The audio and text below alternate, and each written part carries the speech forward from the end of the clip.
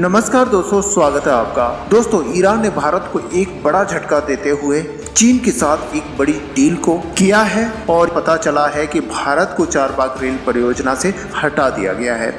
भारत की सरकारी कंपनी इरकान इसे पूरा करने वाली थी, लेकिन अब ईरान चीन के बीच होने जा रही महाडील से पहले ईरान ने भारत को एक बड़ा झटका देते हुए कहा है कि समझौते 4 साल बीत जाने के बाद भी भारत फंड नहीं दे रहा है, जिस वजह से वह इस पूरी परियोजना को कैंसिल कर रहा है और अब वह इस परियोजना को अपने आप ही बनाएगा। तो दोस्तों, क्या है पूरा मामला हम आपको विस्तार से बताएंगे, लेकिन दोस्तों इससे पहले अगर आपने हमारे चैनल को सब्सक्राइब नहीं किया है तो चैनल को सब्सक्राइब कर लीजिए। तो चलते हैं दोस्तों वीडियो पर। दोस्तों, ईरान चीन के बीच होने जा रही 400 अरब डॉलर की महाडील से ठीक पहले ही भारत पर इसके दुष्प्रभाव होने लगे हैं और कई जानकारों का कहना था कि इससे भारत ईरान से दूर हो जाएगा और ईरान ने भारत को रेल परियोजना से बाहर कर दिया है। ईरान ने कहा है कि इस समझौते के 4 साल बीत जाने के बाद भी भारत इस परियोजना के लिए फंड नहीं दे पा रहा है, इसलिए वह अब खुद ही चाबहार रेल परियोजना को पूरा करेगा और ईरान के इस फैसले से भारत को एक बड़ा कूटनीतिक झटका लगा है। दोस्तों, यह परियोजना चाबहार पोर्ट से जहेदान के बीच बनाई जानी थी। पिछले सप्ताह ईरान के ट्रांसपोर्ट और शहरी विकास मंत्री मोहम्मद इस्लामी ने 628 किलोमीटर लंबे रेलवे ट्रैक को बनाने का उद्घाटन किया था और इस रेलवे लाइन को अफगानिस्तान के जरान सीमा तक बढ़ाया जाना है।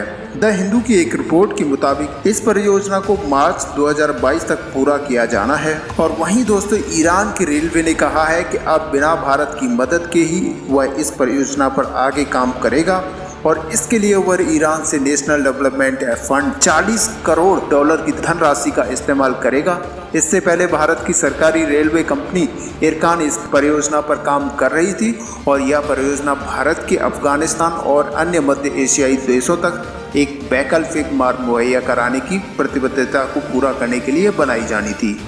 इसके लिए ईरान, भारत और अफगानिस्तान के बीच त्रिपक्षीय समझौता हुआ था और वर्ष 2016 में प्रधानमंत्री नरेंद्र मोदी की ईरान यात्रा के दौरान चाबहार समझौते पर हस्ताक्षर हुआ था। पूरी परियोजना पर करीब 1.6 अरब डॉलर का निवेश होना था और इस परियोजना को पूरा करने के लिए इरकान के इंजीनियर्स भी ईरान पहुंच गए थे, लेकिन अमेरिकी प्रतिबंधों के डर से भारत ने रेल परियोजना पर काम को शुरू नहीं किया और वहीं अमेरिका ने चाबहार बंदरगाह के लिए छूट दे रखी है, लेकिन उपकरणों के सप्लायर नहीं मिल रहे हैं। ऐसे में भारत पहले से ही ईरान से तेल का आयात बहुत कम कर चुका है। और दोस्तों, आपको बता दें कि पश्चिम एशिया में अमेरिका के साथ चल रही तनातनी के बीच ईरान और चीन जल्दी एक महाडील पर समझौता कर सकते हैं।